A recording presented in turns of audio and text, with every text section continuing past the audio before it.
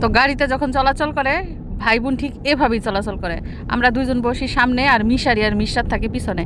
আগে মিশারি পিছনে একা বসে থাকতো, এখন এই যে মিশরাত আছে, হ্যাঁ মিশরাতের সাথে নিয়ে বসে থাকে। মিশরাত দাঁড়ায় থাকে, মিশারি বসে থাকে।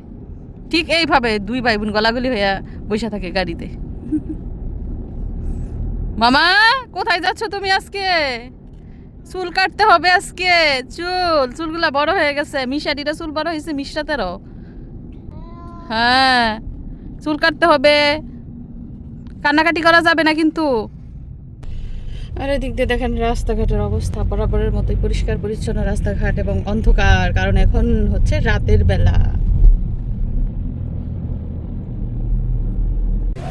তারপরে যে আমরা চলে এসেছি সেলুনে, খোবারের সেলুনে, আল খোবারে। তো মিশারিরা যাচ্ছে গাড়ি পার্কিং করতে, পার্কিং করে তারপরে আসবে। তো মিশারি অলরেডি কিন্তু সেলুনের ভিতরে ঢুকে গেছে। মিশারি বসে গেছে চুল কাটতে। মিশারিকে মিশরাতের আগে চুল কাটবো নাকি? দেখেন সৌদি আরবের সেলুনগুলো কিরকম হয়, অনেক সাজানো গোছানো।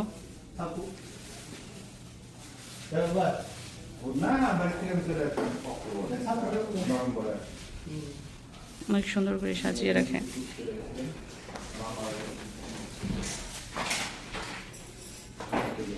এবং পলিথিন ইউজ করে, একজনের জন্য একটা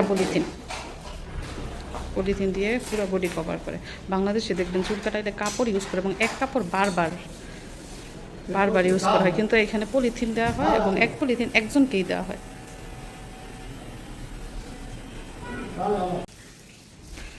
এই পাশ দিয়ে দেখুন মিশারির চুল কিন্তু অনেকটাই কাটা হয়ে গেছে। ওরা খুবই মানে এক্সপার্ট, তাদের চুল কাটা অনেক তাড়াতাড়ি হয়। 2 মিনিটের মধ্যে দেখেন কতটুকু হয়ে গেছে। আর বলেছি এবার চুল মিশারির বড় বড় রাখবো, সবসময় তো একদম ছোট করে ফেলি, এবার একদম বড় বড় রাখবো চুল, দেখি কেমন দেখা যায়। তো আমার ছেলের অনেক গরম, মাথা গরম হয়ে যায়, এই জন্য চুল বড় রাখি না, একদম ছোট করে ফেলি। তবে এবার সিদ্ধান্ত নিচ্ছি চুল বড় বড় রাখবো। আর এই পাশ দিয়ে দেখেন মিশরাত বাইরে দিয়ে হাঁটাহাঁটি করতেছে, কারণ তারও তো মাথা গরম, সেও এক জায়গায় বেশিক্ষণ থাকতে চায় না, দৌড়াতে চায়। এদিক দিয়ে দেখেন মিশরাতকে প্যাকেট করা হয়ে গেছে, তারও চুল কাটা হবে, দেখিয়েছে কেমন করে, মানে সামনে মোবাইল দিয়ে তারপরে চুল কাটা হচ্ছে। কাটো কাটো কাটো মামা।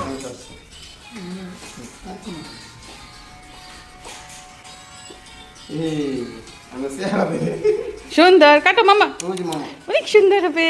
হ্যাঁ কাটো কাটো, কিছু হবে না। ইয়ে না না না, ইয়ে না না, সুন্দর সুন্দর।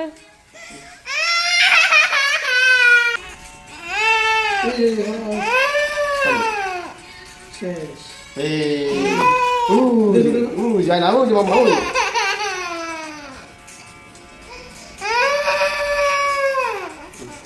ও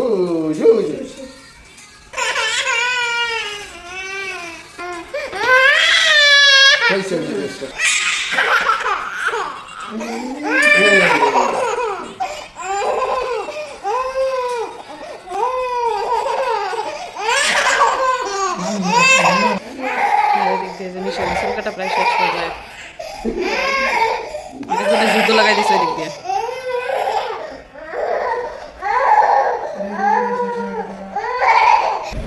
চুল কাটতে আইসা মেয়েটা কাটতে কাটতে হয়রান হয়ে গেছে। এবার নিয়ে ওর জীবনের দ্বিতীয়বার সেলুনে চুল কাটলাম। চুল না কাটলে কি করবো, মানে মাথা বেড়ে গেছে, চুলে ফাঁপড় হয়ে যায়, ঘুমাইলে মাথা ঘেমে যায়, এর জন্য বাধ্য হয়ে চুল কাটাইতে আসছি।